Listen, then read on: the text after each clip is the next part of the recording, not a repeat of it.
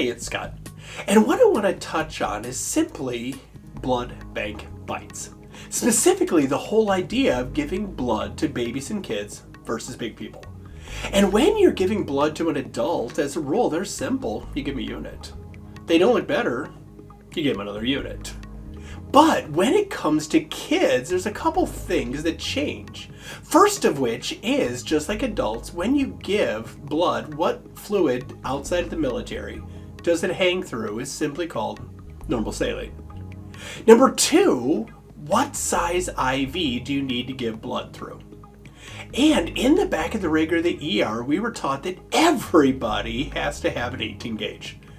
And the rationale is somewhere along the way in EMS and ER lore, we were taught that if you try to give blood through anything smaller than an 18, maybe a 20, that blood's going to hemolyze.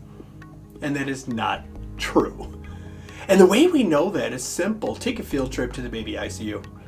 You'll see that whether it's in the back of the hand or the back of the head, we put 24 gauge IVs in our little babies and we give blood through it and it works just fine. Meaning you can push blood through any IV and it works just fine.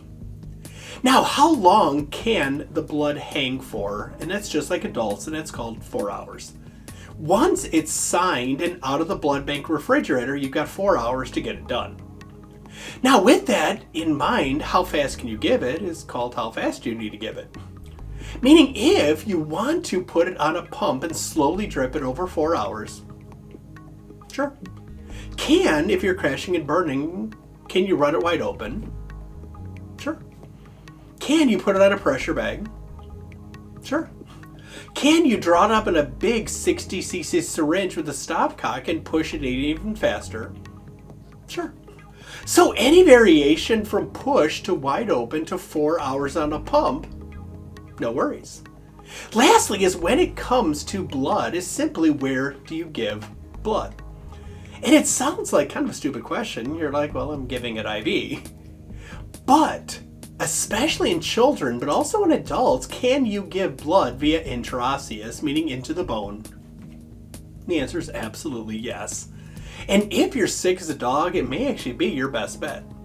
Because if you've got a choice of a very tenuous 24 gauge in the back of the thumb versus a little kid with a 15 gauge IO in their femur, you can go ahead and give a boatload of blood or fluid via the intraosseous route, and it works great. So with that, when it comes to babies, kids, or big people, that's your blood bank bites.